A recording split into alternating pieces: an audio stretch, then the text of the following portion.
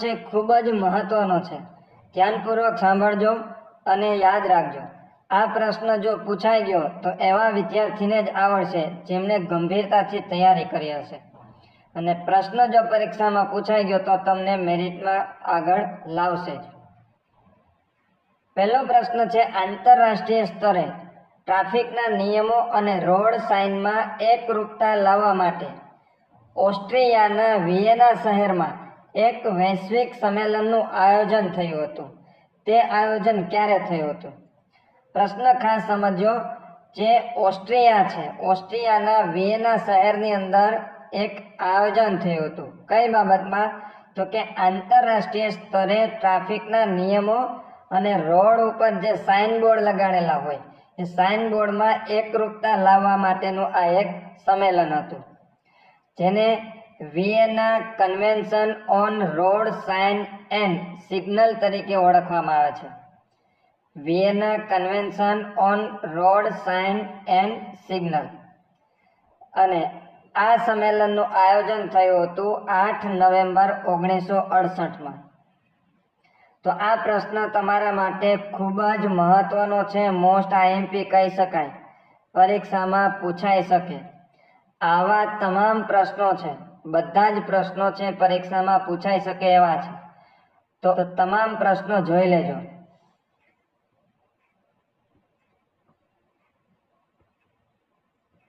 બીજો પ્રશ્ન છે, કંડક્ટરે વે બિલમાં કઈ વિગતો નોંધવાની હોય છે? વે બિલની અંદર કંડક્ટરે ખાસ 2 વિગતો નોંધવાની હોય છે। એક તો કંડક્ટરે આપેલી ટિકિટ, અને એ ટિકિટ દ્વારા એમણે જે રકમ વસૂલી હોય એ વસૂલીની રકમ પણ વે બિલની અંદર એમને નોંધવાની હોય છે। વેચાયેલી ટિકિટની વિગતો અને કુલ વસૂલ થયેલ ભાડું, આ બંને વિગતો છે એ કંડક્ટરે વે બિલની અંદર નોંધવાની થશે। એટલે જવાબ આવશે એ અને બી બંને।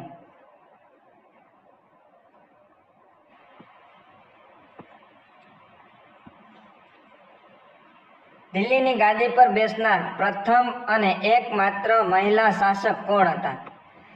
દિલ્હીની ગાદી પર બેસનાર પ્રથમ અને એકમાત્ર મહિલા શાસક એ હતા રઝિયા સુલતાન। જવાબ છે બી, રઝિયા સુલતાન, કે જેમણે દિલ્હીની ગાદી ઉપર શાસન કર્યું હતું।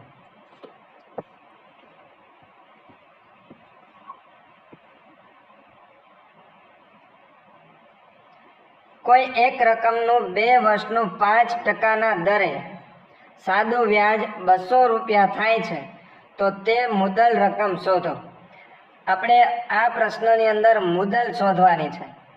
પ્રશ્ન એવો છે કે 2 વર્ષનું સાદું વ્યાજ 5% લેખે 200 રૂપિયા થાય છે તો મુદ્દલ રકમ કેટલી હશે? જે 4 ઓપ્શન આપેલા છે 4માંથી એક હશે। અહીંયા આપણે કોઈ લાંબી પ્રોસેસ નથી કરવાની કે ધારો કે મુદ્દલ બરાબર x હોય તો 2, 3, 4, 5, 6 સ્ટેપ કરવા છતાં પણ ઘણી વખત જવાબ છે ન પણ આવે, અને એક પ્રશ્ન પાછળ 3 કે 4 મિનિટ જતી રહે। તો આના માટે આપણે એકદમ શોર્ટ પદ્ધતિ અપનાવવાની। જે 4 ઓપ્શન છે એ ઓપ્શનમાંનો જ એક જવાબ હશે। એટલે પહેલાં આપણે શું કરશું તો કે 3000 છે એને આપણે લઈને ગણતરી કરીએ। 2 વર્ષનું વ્યાજ ગણવાનું છે અને સાદું છે અને 5% લેખે। 3000 ના 5% કરીએ તો 3000 ના 5% કરીએ એટલે 5 તેરીને 15, 150 રૂપિયા થશે એક વર્ષનું। 2 વર્ષનું ગણવાનું છે એટલે ગુણ્યા 2 કરીએ એટલે થશે 300 રૂપિયા। 300 રૂપિયા વ્યાજ આવ્યું, આપણે વ્યાજ કેટલું આપ્યું છે? 200 રૂપિયા। તો એનો મતલબ એમ થાય કે આપણો પહેલો ઓપ્શન છે આવશે નહીં। આ વ્યાજ છે કેટલું આવવું જોઈએ? 200 રૂપિયા આવવું જોઈએ। હવે બીજો ઓપ્શન લઈએ, 2000 ના 5% કરીએ તો 2000 ના 5% કરીએ તો 20 100 એક વર્ષનું, તો 2 વર્ષનું કેટલું થશે? તો ગુણ્યા 2, 100 ગુણ્યા 2 કરીએ એટલે થશે 200, જે આપણે 200 વ્યાજ આપેલું છે। એટલે એનો મતલબ એમ થશે કે આપણો જવાબ છે આવશે 2000। 2000નું 2 વર્ષનું 5% લેખે સાદું વ્યાજ 200 રૂપિયા થશે।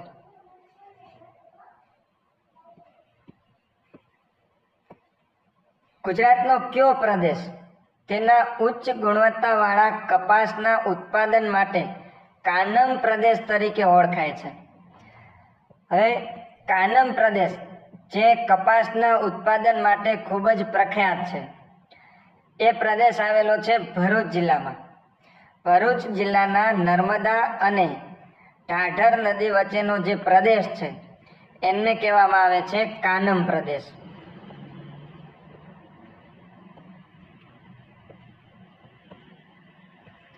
ભરૂચ જિલ્લાનો નર્મદા અને ઢાઢર નદી વચ્ચેનો જે પ્રદેશ છે, નર્મદા અને ઢાઢર નદી વચ્ચેનો પ્રદેશ, એમને કહેવામાં આવે છે કાનમ પ્રદેશ. અને આ કાનમ પ્રદેશ કપાસના ઉત્પાદન માટે ખૂબ જ પ્રખ્યાત છે.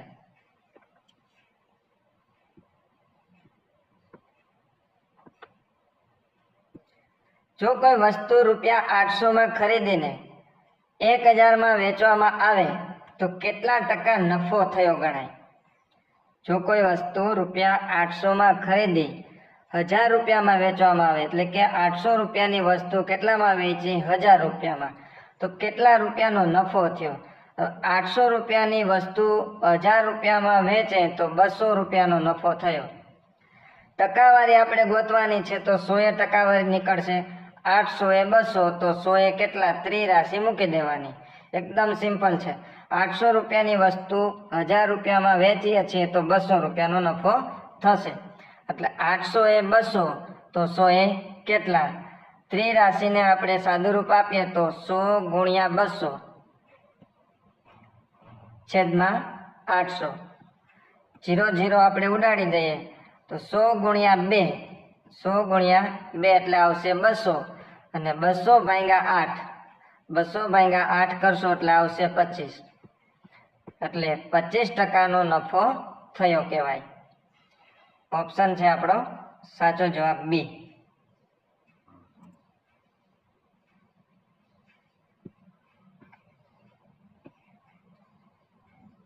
ત્યારબાદ જામનગર જિલ્લાનો આરટીઓ કોડ શું છે? જામનગર જિલ્લાનો આરટીઓ કોડ આપણે આપ્યું છે જીજે 10, 11, 12 અને 13. 13 છે એ સુરેન્દ્રનગર માટે છે. 13 છે એ કોના માટે છે? સુરેન્દ્રનગર માટે. આ જે આરટીઓ કોડ છે એ દરેકે દરેક જિલ્લાના આરટીઓ કોડ પણ ખાસ યાદ રાખી લેજો, પરીક્ષામાં પૂછાઈ શકે. જીજે 12 છે એ છે કચ્છ ભુજ માટે. જીજે 11 જુનાગઢ માટે છે, અને જીજે 10 એ છે જામનગર માટે. જવાબ આવશે એ, જીજે 10. જામનગર જિલ્લાનો આરટીઓ કોડ 10, 11 છે જુનાગઢ માટે, 12 કચ્છ ભુજ માટે, અને 13 છે સુરેન્દ્રનગર માટે.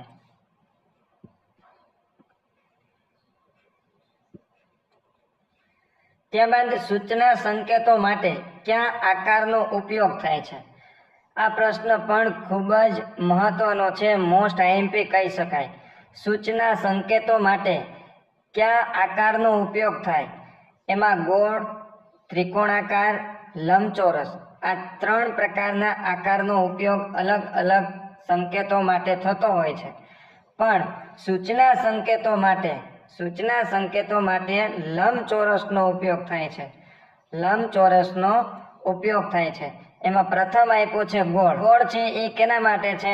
ફરજિયાત જે બાબતો છે એ બાબતોને આપણે અનુસરવી જ પડશે. દાખલા તરીકે નો એન્ટ્રી દર્શાવવા માટે, સ્પીડ લિમિટ દર્શાવવા માટે, એના માટે ગોળ સંકેતનો ઉપયોગ થશે. ત્યાં પછી ત્રિકોણાકાર છે. ત્રિકોણાકારમાં ચેતવણી દર્શાવવા માટે, દાખલા તરીકે આગળ સાંકડો પુલ હોય, સ્પીડ બ્રેકર હોય, તો એમના માટે ત્રિકોણાકાર હોય. ત્રિકોણાકાર કોના માટે? સંકેતો દર્શાવવા માટે, ચેતવણી દર્શાવવા માટે. ગોળ છે એ ફરજિયાત આપણે એનું પાલન કરવા માટે હોય છે. અને લંબચોરસ છે એ સૂચના માટે હોય છે. સૂચનાના સંકેતો દર્શાવવા માટે લંબચોરસ હોય છે. દાખલા તરીકે આગળ હોસ્પિટલ છે, પેટ્રોલ પંપ છે, સ્કૂલ છે, વગેરે વગેરે. તે પછી ગુજરાતી વ્યાકરણને લગતો પ્રશ્ન છે, નવરાત્રિ શબ્દનો સમાસ ઓળખાવો. દર્શક મિત્રો, આ સમાસ છે એ ખૂબ જ સરળ છે અને યાદ રાખવો પણ સરળ છે. જ્યારે વિશેષણ છે એ સંખ્યાવાચક હોય, એટલે કે નવરાત્રિ, દાખલા તરીકે નવરાત્રિ, પછી ત્રિલોક, ત્યાર પછી પંચવટી, ત્રિવેણી, પછી સપ્તર્ષિ, આવા જ્યારે સંખ્યાવાચક વિશેષણ હોય તો એ બને છે દ્વિગુ સમાસ. સંખ્યાવાચક વિશેષણ હોય તો એને કહેવામાં આવે છે દ્વિગુ સમાસ.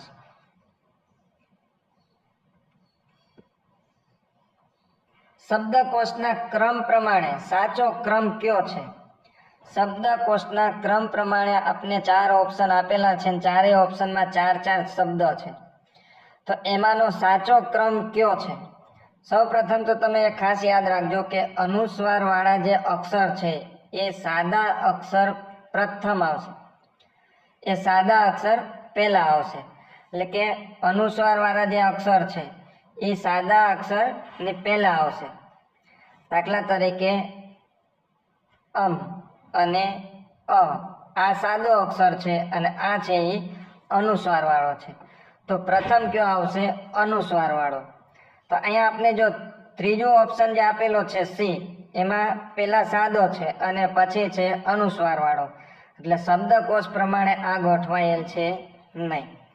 ત્યાર પછી જે ડી આપેલો છે એમાં શું છે? એક અનુસ્વાર વાળો છે, એક સાદો છે, એક અનુસ્વાર વાળો છે, એક સાદો છે, એટલે આ પણ શબ્દકોશ પ્રમાણે ગોઠવાયેલો નથી. પ્રથમ છે અંબર અને ત્યાર પછી છે અંક. પહેલા ઓપ્શનની અંદર પ્રથમ 2 શબ્દ છે, પહેલું છે અંબર અને પછી છે અંક. તો અહીંયા બીજો અક્ષર છે એ બ છે અને આમાં છે એ ક છે. તો પ્રથમ શું આવશે? બ આવશે કે ક? તમે જ વિચારો. પ્રથમ શું આવશે? ક આવશે. એટલે એનો મતલબ એમ થાય કે આ પ્રથમ આવશે અને આ છે એ દ્વિતીય આવશે, એટલે આ ઓપ્શન પણ આવશે નહીં. એ નહીં આવે, સી નહીં આવે અને ડી પણ નહીં આવે. તો હવે રહ્યો બી. તો અંક, અંબર, આકાશ અને ઈશ્વર. આપણો જવાબ બનશે બી.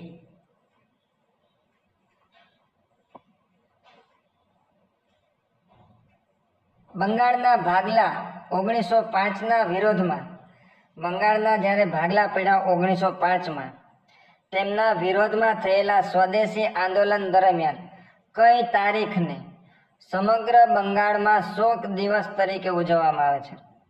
બંગાળના ભાગલાનો અમલ જે થયો તે તારીખને આપણે શોક દિવસ તરીકે ઉજવીએ છીએ અને આ અમલ થયો હતો 16 ઓક્ટોબર 1905. 16 ઓક્ટોબર 1905ના રોજ બંગાળના ભાગલાનો છે એ અમલ થયો હતો અને એટલા માટે જ આ તારીખને શોક દિવસ તરીકે ઉજવવામાં આવ્યો હતો.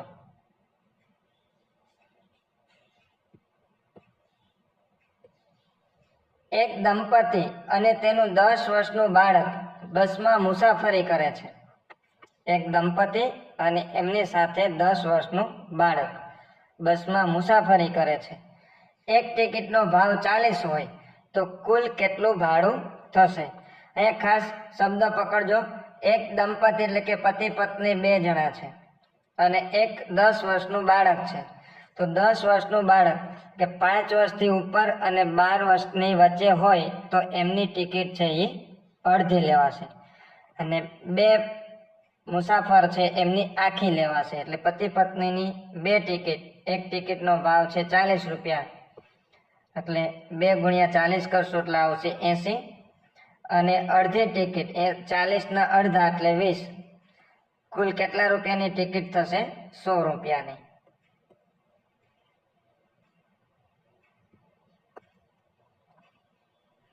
પૃથ્વી પર દિવસ રાત થવાનું મુખ્ય ભૌગોલિક કારણ શું છે?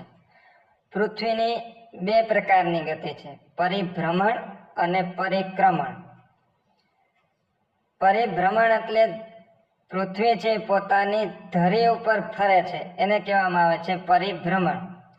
અને પરિભ્રમણના કારણે જ પૃથ્વી પર દિવસ રાત થાય છે. એટલે પૃથ્વી છે પોતાની ધરી પર ભ્રમણ કરે છે એમના કારણે પૃથ્વી ઉપર દિવસ રાત થાય છે. જ્યારે પૃથ્વી છે સૂર્યની આસપાસ પરિક્રમણ કરે છે ત્યારે પૃથ્વી ઉપર વાતાવરણ છે એ બદલાય છે, એટલે કે ઋતુચક્ર બદલાય છે. પરિક્રમણને વાર્ષિક ગતિ કહેવાય છે, જ્યારે ધરી ભ્રમણને દૈનિક ગતિ કહેવાય છે. દિલ્હી સલ્તનતના કયા સુલતાને બજાર નિયંત્રણ પદ્ધતિ અને ભાવ નિયમન ખૂબ જ કડકાઈથી લાગુ કર્યું હતું? આ પ્રશ્ન પણ ખૂબ જ મોસ્ટ આઈએમપી કહી શકાય. ખાસ યાદ રાખજો, દિલ્હી સલ્તનતના કયા સુલતાને બજાર નિયંત્રણ, હાલની જે પરિસ્થિતિ છે એને ધ્યાનમાં રાખીને આ પ્રશ્ન પરીક્ષાની અંદર પૂછાઈ શકે કે બજાર નિયંત્રણ પદ્ધતિ અને ભાવ નિયમન ખૂબ જ કડકાઈથી લાગુ કર્યું હતું.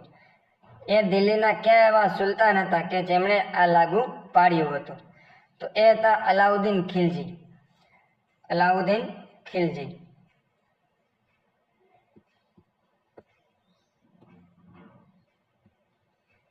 ગોલ્ડન અવર્સ એટલે શું? ગોલ્ડન અવર્સ એટલે કે અકસ્માત બાદનો જે પ્રથમ કલાક છે કે જેમાં ઘાયલ વ્યક્તિને બચાવવાની સંભાવના વધારે હોય.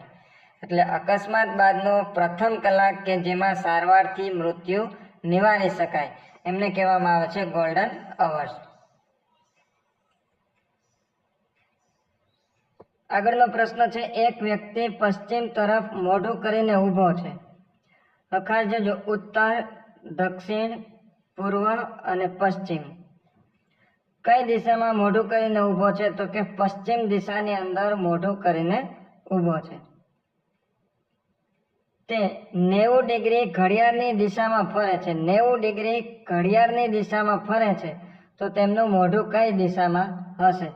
પોતે પશ્ચિમ દિશાની અંદર ઊભો છે, પશ્ચિમ દિશામાં મોં રાખીને ઊભો છે.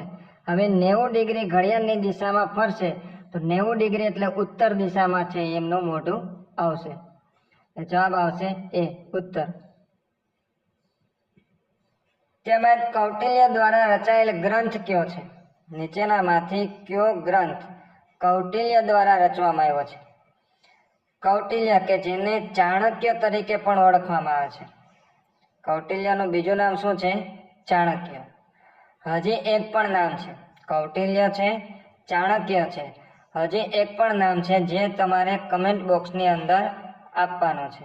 કમેન્ટ બોક્સની અંદર તમે ખાસ એનો જવાબ આપજો કે કૌટિલ્યનું અન્ય બીજું નામ શું છે.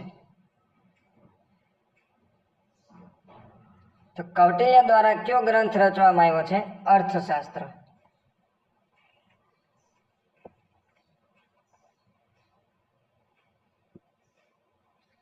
એક ટિકિટનો ભાવ 20 રૂપિયા હોય તો 4 પુખ્ત અને 4 વર્ષના બાળકની ટિકિટનું કુલ ભાડું કેટલું થાય? પ્રશ્ન ખાસ સમજો. ટિકિટનો ભાવ 20 રૂપિયા છે, 4 પુખ્ત વયના પુરુષો છે અથવા તો સ્ત્રીઓ છે, એટલે કે 4 પુખ્ત વયના છે અને 4 વર્ષનો એક બાળક છે. તો 4 વર્ષનું બાળક છે એમની કોઈ ટિકિટ લેવામાં આવશે નહીં. માત્ર ને માત્ર 4 પુખ્ત વયના છે એમની જ ટિકિટ લેવામાં આવશે. એટલે 4 ગુણ્યા 20, એક ટિકિટનો ભાવ છે 20 રૂપિયા, કુલ થશે 80 રૂપિયા. કુલ 80 રૂપિયા ભાડું છે વસૂલવામાં આવશે.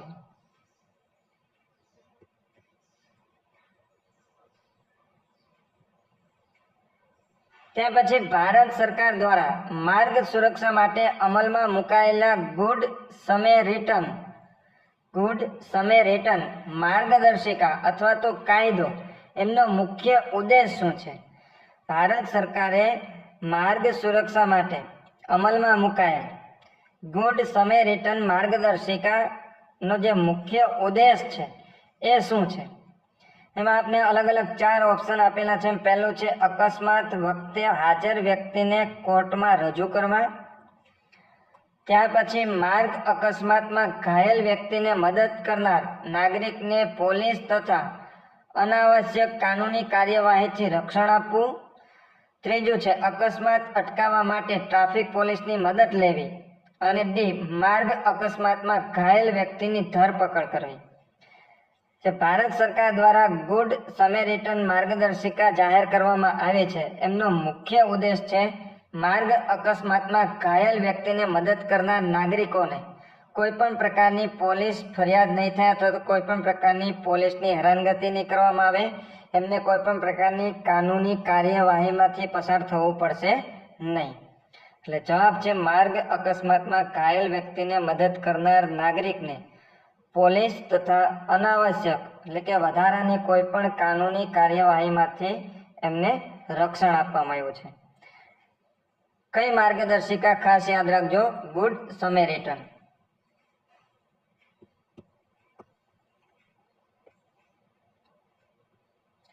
મોટર વાહન અધિનિયમની કઈ કલમ હેઠળ હિટ એન્ડ રન અકસ્માત કેસમાં વળતરની જોગવાઈ છે? હિટ એન્ડ રનનો કેસ થાય ત્યારે જે વળતર આપવામાં આવે છે એ વળતર મોટર વાહન અધિનિયમની કઈ કલમ અંતર્ગત આપવામાં આવે છે? જવાબ છે 161.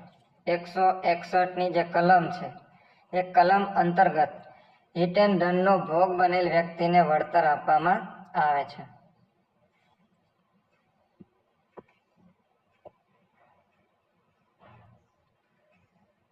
ત્યારબાદ જીએસઆરટીસીના વિભાગો સંદર્ભે આપને જોડકું આપેલું છે. પ્રથમ આપ્યું છે અમદાવાદ, જુનાગઢ, નડિયાદ અને અમરેલી. એમની સામે આપને આપ્યું છે સોમનાથ, ગીર, અમૂલ અને આશ્રમ. એટલે જે શહેર છે એ શહેર છે કયા વિભાગમાં આવે છે એ આપણે જોડકું જોડવાનું છે. તો સૌ પ્રથમ અમદાવાદ છે એ આવશે આશ્રમ, જુનાગઢ છે એ સોમનાથ, નડિયાદની સામે આવશે અમૂલ અને અમરેલીની સામે આવશે ગીર.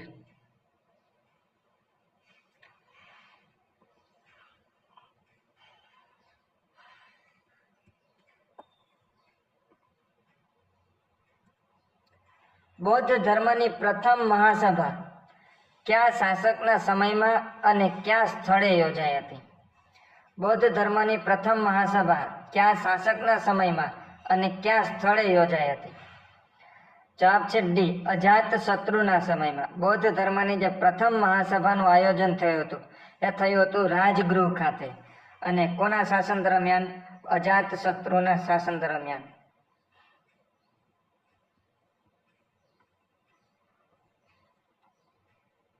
આપેલ વિકલ્પોમાંથી ગુમ થયેલી સંખ્યા શોધો, એટલે કે ખૂટતી સંખ્યા આપણે શોધવાની છે. આપણે જે ચાર્ટ આપ્યો છે એમાં 10, 17, 8, 5, 3, 15, 6, 14 અને અહીંયા આપણે પ્રશ્નાર્થ આપેલો છે તે આપણે શોધવાનો છે.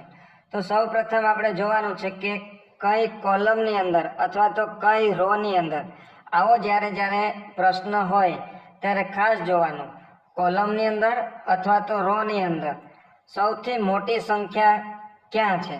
સૌથી મોટી સંખ્યા કાં તો કોલમમાં હશે ને કાં તો રોમાં હશે. તો તમે જો સૌથી મોટી સંખ્યા છે એ રો ની અંદર છે, એટલે કે સૌથી નીચેની લાઈનમાં સૌથી મોટી સંખ્યાઓ છે. 42 છે, 68 છે, 92 છે. તો આ 42, 68 અને 92 કેવી રીતના આવી શકે? કાં તો કાનો ગુણાકાર થયો હોય, કાં તો કાનો સરવાળો થયો હોય, કાં તો વર્ગમૂળ થયું હોય. આપણે આ બધા એંગલથી આને જોવું પડે. તો હવે વર્ગમૂળ થયું હોય એવું તો દેખાતું નથી, કેમ કે 10 નું વર્ગમૂળ થયું હોય તો 100 થાય. અહીંયા તો આપણે 42 આપેલા છે. 5 નું વર્ગમૂળ 25 ને 6 નું વર્ગમૂળ 36. તો આ કોઈ પણ એંગલે 42 આવતા નથી વર્ગમૂળમાં. તો સરવાળો કરીને જોઈએ આપણે. 10 ને 5 15 અને 15 ને 6 21. 21 થાય છે. 15 ને 6 21 અને અહીંયા આપણે આપેલા છે 42. તો એનો મતલબ એમ થયો આના બમણા છે. 21 ના કેટલા છે? ડબલ. એવી જ રીતના આપણે જોઈએ 17 ને 3 20 ને 14 34. 34 ના ડબલ 68 આપેલા છે. 34 ના ડબલ 68. અહીંયા જે રીતના આપેલા છે 10 ને 5 15 ને 6 21. 21 ના ડબલ 42. એવી જ રીતના 34 ના ડબલ કરેલા છે 68 આપેલા છે. તો અહીંયા પણ એવું જ કંઈક હશે. અહીંયા કેટલા આપ્યા છે? 92 આપેલા છે. તો આ ત્રણેયનો સરવાળો કેટલો થવો જોઈએ? તો કે આનો અડધો થવો જોઈએ. 92 નો અડધા થવા જોઈએ. 92 ના અડધા થશે 46. ખાસ જોજો, અહીંયા ટોટલ આપેલો છે 92 છે, પણ એક શેના છે? તો કે આ જે 3 રકમ છે એ 3 રકમનો સરવાળો કરવાનો, એને કરવાના ડબલ, ત્યારે આ 92 થશે. તો હવે 92 ના આપણે અડધા કરીએ તો કેટલા છે? 46. એટલે આ જે 3 રકમ છે, ત્રણેય રકમનો સરવાળો કેટલો થવો જોઈએ? 46 થવો જોઈએ. તો 8 ને 15, 8 ને 15 થશે 23. 8 ને 15 23 થશે. ઘટે કેટલી સંખ્યા? તો 46 માંથી આપણે 23 બાદ કરીએ તો આવશે 23. 46 માંથી 23 બાદ કરીએ તો કેટલા થશે? 23. જે આપને ઓપ્શનમાં આપેલું છે એ. હવે આપણે જવાબ ચેક કરી લઈએ. અહીંયા 23 મૂકી દઈએ. 8 ને 15 23 ને 23 ને 23 કેટલા થયા? 46. 46 ના આપણે કેટલા કરવાના છે? ડબલ કરવાના છે, એટલે 92 આવવા જોઈએ. એટલે આપણો સાચો જવાબ મળી જાય છે 23.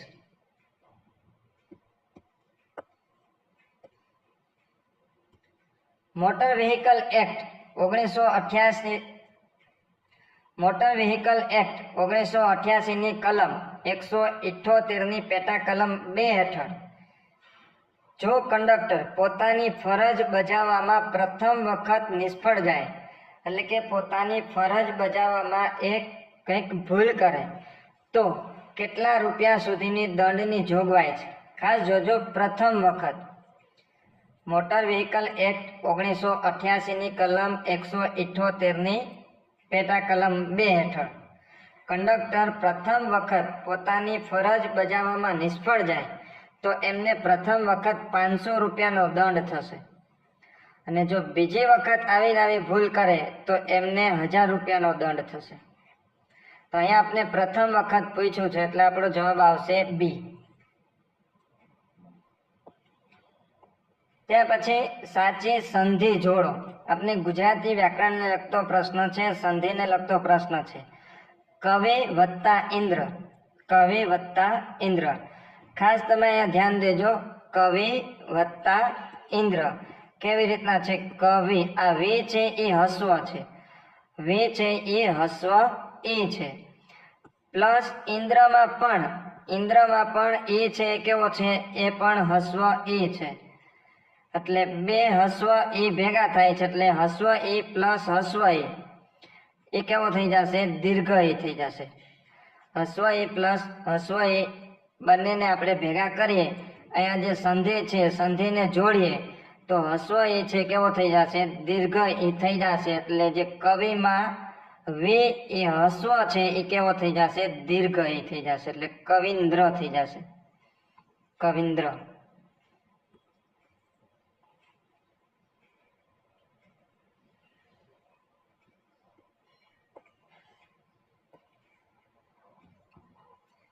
જ્યારે પોલીસ અધિકારી વાહન રોકે ત્યારે જરૂરી દસ્તાવેજો બતાવવાની ડ્રાઈવર અથવા તો કંડક્ટરની ફરજ કઈ કલમ હેઠળ આવે છે? જ્યારે પોલીસ અધિકારી વાહન રોકે ત્યારે જરૂરી જે કાંઈ દસ્તાવેજો હોય એ દસ્તાવેજો બતાવવાની જવાબદારી કંડક્ટર અથવા તો ડ્રાઈવરની રહેલી છે. તો આ જવાબદારી છે એ કઈ કલમ હેઠળ આવે છે? જવાબ છે 130, કલમ નંબર 130 હેઠળ ડ્રાઈવર અથવા તો કંડક્ટરની ફરજ રહેશે. એમની પાસે જે કાંઈ દસ્તાવેજ છે, ડ્રાઇવિંગ લાયસન્સ, રજિસ્ટ્રેશન સર્ટિફિકેટ એટલે કે આરસી બુક, ઇન્સ્યોરન્સ અને પરમિટ જેવા જે દસ્તાવેજો હોય એ બધા દસ્તાવેજો બતાવવા પડશે.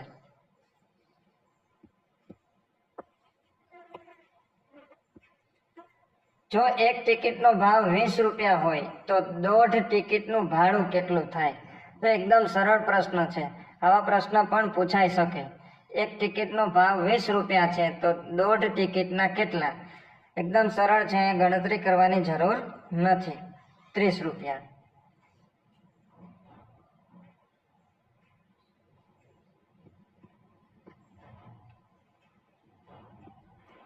જીએસઆરટીસીના કયા વિભાગ હેઠળ સ્ટેચ્યુ ઓફ યુનિટી વિસ્તાર આવે છે? સ્ટેચ્યુ ઓફ યુનિટી વિસ્તાર કયા વિભાગ હેઠળ આવે છે? વડોદરા, ભરૂચ, ગોધરા કે સુરત? તો સ્ટેચ્યુ ઓફ યુનિટી છે એ આવશે વડોદરા વિસ્તાર હેઠળ, એટલે કે વડોદરાના વિભાગ હેઠળ.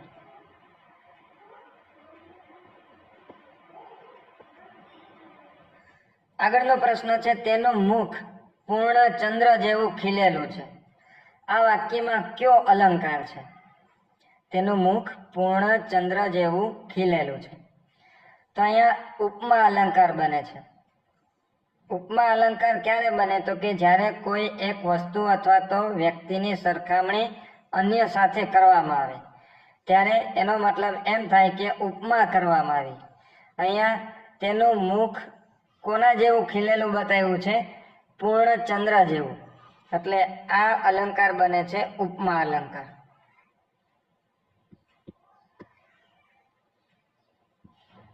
ગુજરાતમાં આવેલું નળ સરોવર મુખ્યત્વે શેના માટે પ્રખ્યાત છે?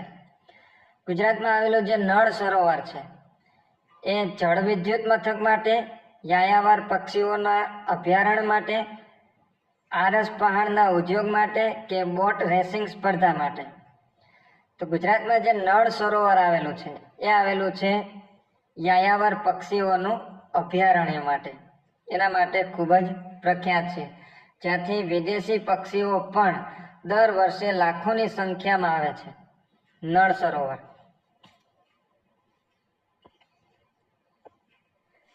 ત્યાર પછી શ્રેણી પૂર્ણ કરો. 2, 5, 11, 23 અને 47. ત્યાર પછીની સંખ્યા આપણે શોધવાની છે. તો ખાસ ધ્યાનપૂર્વક જોજો કેવી રીતના આનું સોલ્યુશન આવે છે. પ્રથમ આપ્યું છે 2. 2 ને આપણે 2 વડે ગુણીએ. 2 ને 2 વડે ગુણીએ તો આવશે 4. 4 માં 1 ઉમેરીએ તો થશે 5. એવી જ રીતના 5 ને 2 વડે ગુણવાના છે. 5 ને 2 વડે ગુણીએ તો 10 આવશે. 10 માં 1 ઉમેરીએ તો થશે 11. એ જ પેટર્નથી આગળ વધીએ. એ જ પેટર્નથી આપણે આગળ વધીએ તો 11 ગુણ્યા 2 કરીએ તો 22 થશે, અને 22 માં 1 ઉમેરીએ તો થશે 23. અને 23 ગુણ્યા 2 કરીએ, 23 ગુણ્યા 2 એટલે થશે 46, પ્લસ 1 કરીએ તો થશે 47.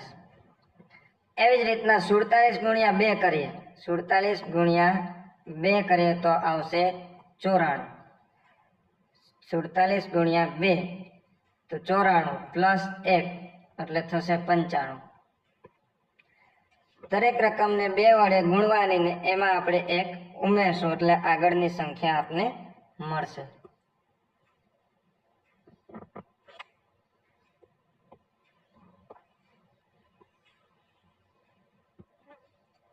સિંધુ ખીણની સભ્યતાનું કયું પ્રખ્યાત સ્થળ ગુજરાતના લોથલ ખાતે આવેલું છે અને તે કઈ બાબત માટે જાણીતું છે?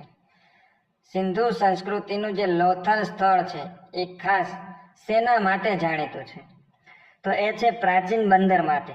સિંધુ સંસ્કૃતિનું જે લોથલ છે, ગુજરાતમાં આવેલું લોથલ, એ છે પ્રાચીન બંદર અને ધક્કા માટે, એટલે કે ડોકયાર્ડ માટે જાણીતું છે.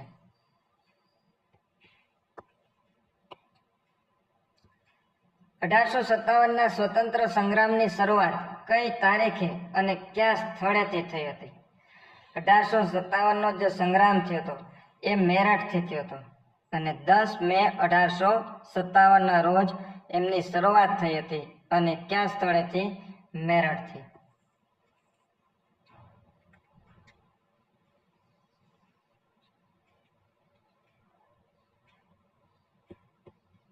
દિલ્હી સલ્તનતની સ્થાપના કોણે કરી હતી? દિલ્હી સલ્તનતની સ્થાપના કરનાર છે કુતુબુદ્દીન ઐબક. કુતુબુદ્દીન ઐબક કે જેમણે દિલ્હી સલ્તનતની સ્થાપના કરી હતી.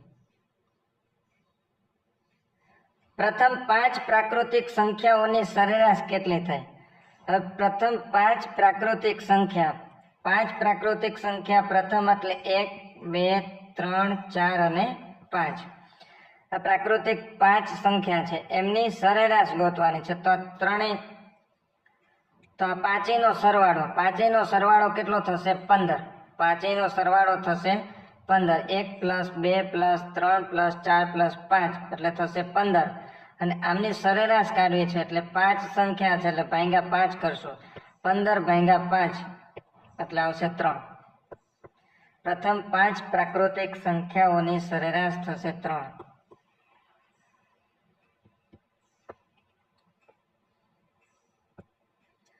જો કોઈ ચોક્કસ સાંકેતિક ભાષામાં રોજને 9615 લખાય અને ચેરને 73429 લખાય તો તે જ ભાષામાં સર્ચને કેવી રીતે લખી શકાય?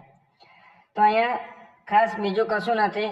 નંબર આપેલા છે. આર ને 9 નંબર આપેલા છે, ઓ ને 6 નંબર છે, એસ ને 1 અને ઈ ને 5. એવી જ રીતના સી ને આપેલા છે 7, એચ ને 3, એ ને 2, એ ને 4, આઈ ને 2 અને આર ને 9. જે નંબર આપેલા છે એ નંબર પ્રમાણે જ આપણે અહીંયા ગોઠવવાના છે. તો સૌ પ્રથમ આપ્યું છે એસ, તો એસ ને કેટલા આપેલા છે 1, તો અહીંયા આવશે 1. ઈ ને 5, એ ઈ ને 5 નંબર આપેલા છે. તો આગળ 15 આવવા જોઈએ, તો 14 અને 21 તો નીકળી જશે, આ 2 વધ્યા. હવે શું આપેલું છે તો કે એના માટે શું છે? એના માટે 4, એના માટે છે 4. ત્યાં પછી આર ના માટે છે 9 એટલે 9. 15 49 વાળો જે ઓપ્શન છે એ સાચો. ત્યાં પછી સી માટે છે 7 અને એચ માટે છે 3 એટલે 15 49 73.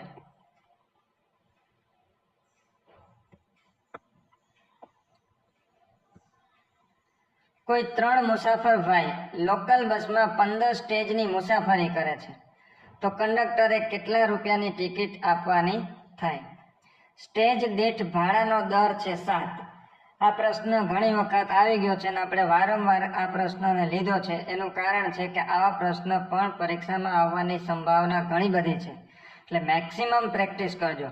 આપણે આવનારા વિડીયોમાં પણ આવા પ્રશ્નો આવતા જ રહેશે, જેથી તમે આની મેક્સિમમ પ્રેક્ટિસ કરી શકો. કોઈ 3 મુસાફર ભાઈ છે, લોકલ બસમાં 15 સ્ટેજની મુસાફરી કરે છે એટલે 3 ગુણ્યા 15 કરવાનો. હવે એક સ્ટેજનો ભાવ કેટલો છે? 7 છે, તો એને ગુણ્યા 7 કરશું. 15 તેરી 45 અને 45 ગુણ્યા 7 કરશું. 45 ગુણ્યા કેટલા કરવાના થશે? 7 કરવાના થશે. એટલે જવાબ આવશે 315 રૂપિયા. જવાબ કેટલો આવશે? 315.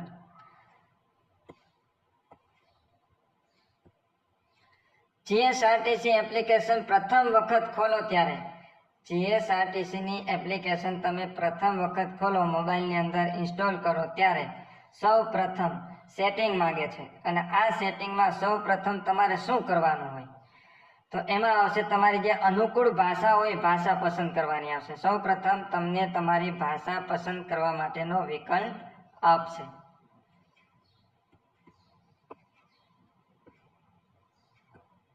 જો લાયસન્સ રિન્યુ કરાવતી વખતે કંડક્ટરની ઉંમર 50 વર્ષ કે તેથી વધુ હોય અથવા તો કોઈ પણ વ્યક્તિ કોઈ પણ વાહન ચલાવવા માટે લાયસન્સ રિન્યુ કરાવવા જાય અને એમની ઉંમર 50 વર્ષ કરતાં તેથી વધુ હોય તો ત્યારે એમની લાયસન્સ છે એક દર કેટલા વર્ષે રિન્યુ કરાવવું પડશે? હવે રિન્યુ કરાવવા માટે જો એમની ઉંમર 50 વર્ષ થઈ ગઈ છે તો દર 5 વર્ષે એમણે રિન્યુ કરાવવું ફરજિયાત છે. બાકી 20 વર્ષનો સમય હોય છે. 20 વર્ષ અથવા તો 50 વર્ષ એમની ઉંમર થઈ જાય એ પહેલાં જે થતી હોય એ પ્રમાણે એમણે અનુસરવું પડશે. એટલે રિન્યુ કરાવતી વખતે જો એમની ઉંમર 50 વર્ષ પૂરી થઈ ગઈ હોય તો ત્યાર પછી દર 5 વર્ષે એમણે રિન્યુ કરાવવું પડશે. સાયલેન્ટ વેલી રાષ્ટ્રીય ઉદ્યાન કયા રાજ્યમાં આવેલું છે? સાયલેન્ટ વેલી રાષ્ટ્રીય ઉદ્યાન છે એ આવેલું છે કેરળ રાજ્યની અંદર. કેરળ રાજ્યની અંદર સાયલેન્ટ વેલી રાષ્ટ્રીય ઉદ્યાન આવેલું છે. નીચેના પૈકી કયું શહેર ભારતનું સિલિકોન વેલી તરીકે ઓળખાય છે? ભારતનું સિલિકોન વેલી તરીકે કયું શહેર ઓળખાય છે? જવાબ છે બેંગલુરુ. બેંગલુરુને ભારતનું સિલિકોન વેલી તરીકે ઓળખવામાં આવે છે.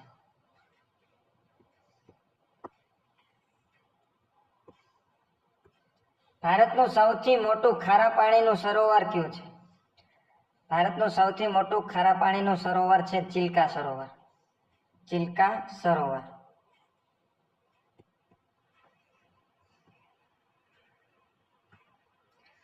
પૃથ્વી પર દિવસ અને રાતની લંબાઈ લગભગ સમાન ક્યારે હોય છે? પૃથ્વી પર દિવસ અને રાતની લંબાઈ એટલે કે રાત અને દિવસ સમાન ક્યારે હોય છે?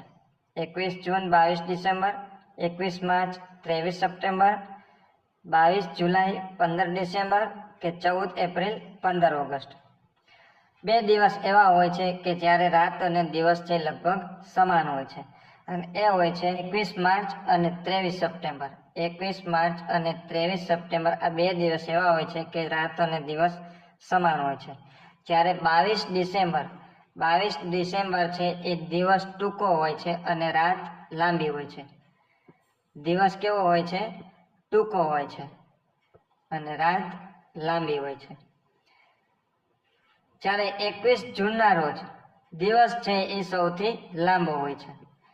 21 જૂનના રોજ દિવસ કેવો હોય છે? લાંબો, અને રાત ટૂંકી હોય છે.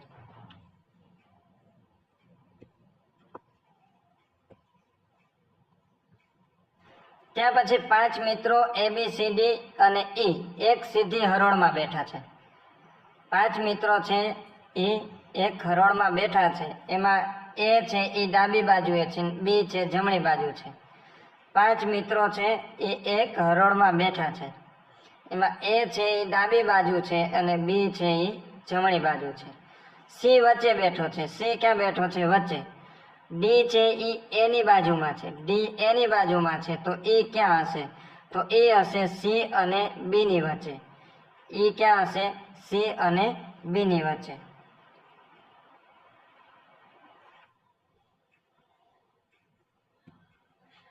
ત્યાં પછી કોઈ સંખ્યાના 25% બરાબર 80 હોય તો તે સંખ્યા કેટલી હશે? તે મૂળ સંખ્યા કેટલી હશે આપણે શોધવાની છે કે કોઈ સંખ્યાના 25% બરાબર કેટલા હોય? 80. તો 4 ઓપ્શન છે. આપણે ઓપ્શન પ્રમાણે જ લેશું. આપણે જે આગળનો દાખલો જોયો તો આગળ જે પ્રશ્ન જોયો તો એ પ્રમાણે છે. તો 300 ના 25% કરીએ તો 80 આવવા જોઈએ. તો એનો મતલબ એમ થાય કે આપણો 300 છે એ જવાબ આવશે. તો જો 300 માં આપણે ગણતરી કરીએ તો 80 આવે છે કે નહીં? 300 ના 25%, 300 ના 25% કરીએ એટલે કેટલા થશે? 2 0 આપણે ઉડાડી દઈએ તો 25 તેરી 75, 80 આવતા નથી. એનો મતલબ એમ થાય કે એ જવાબ આપણો આવશે નહીં. ત્યાં પછી 320 ગુણ્યા 25% કરીએ. 320 ગુણ્યા 25% એટલે 1 0 અહીંયા ઉડી જશે. 32 ગુણ્યા 25 કરીએ. 32 ગુણ્યા 25 તો 32 ગુણ્યા 25 કરશું એટલે આવશે 800, અને 800 ભાગ્યા 10, 800 ભાગ્યા 10 કરશો એટલે આવશે 80. તો એનો મતલબ એમ થયો કે આપણો જવાબ શું આવશે? 320. 320 ના 25%, 320 ના 25% કરીએ એટલે આવવા જોઈએ 80. 1 0 અહીંયા ઉડાડી દઈએ. 32 ગુણ્યા 25, 32 ગુણ્યા 25 કરીએ એટલે આવશે 800, અને 800 ભાગ્યા 10 કરીએ. 800 ભાગ્યા 10 કરશો તો આવશે 80. જે આપણે કીધું છે 25% બરાબર કેટલા છે? 80. તો એ સંખ્યા કઈ હશે? 320.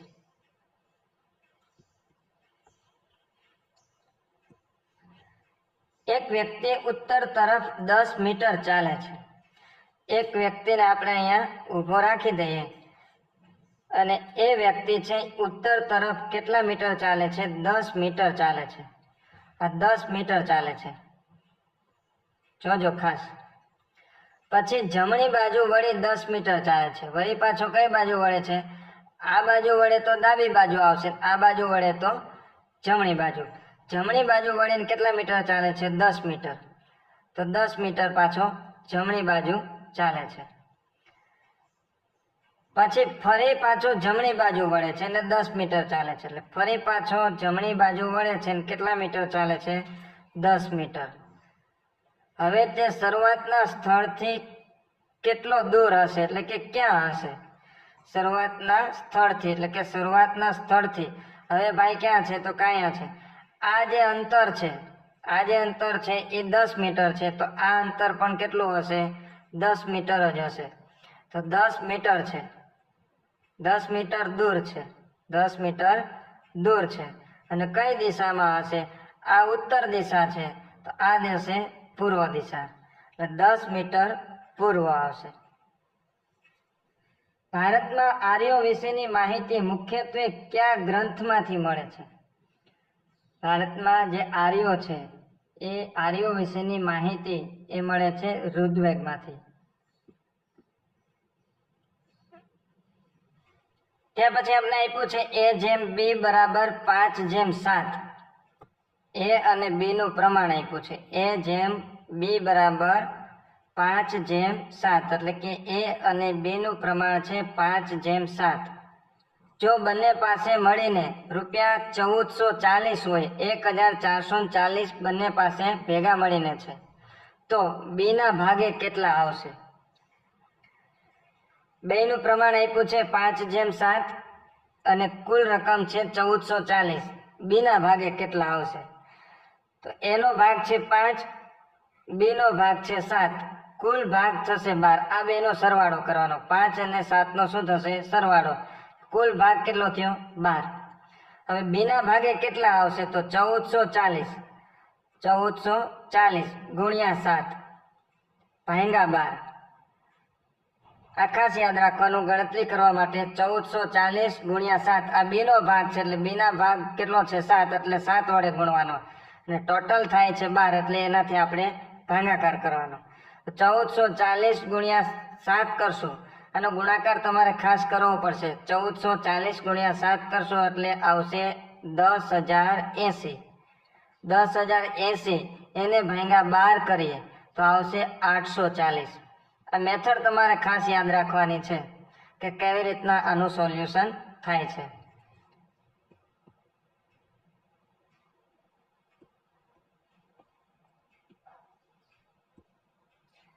$5,000 પર 8% વાર્ષિક દરે 3 વર્ષનું સાદું વ્યાજ કેટલું થશે?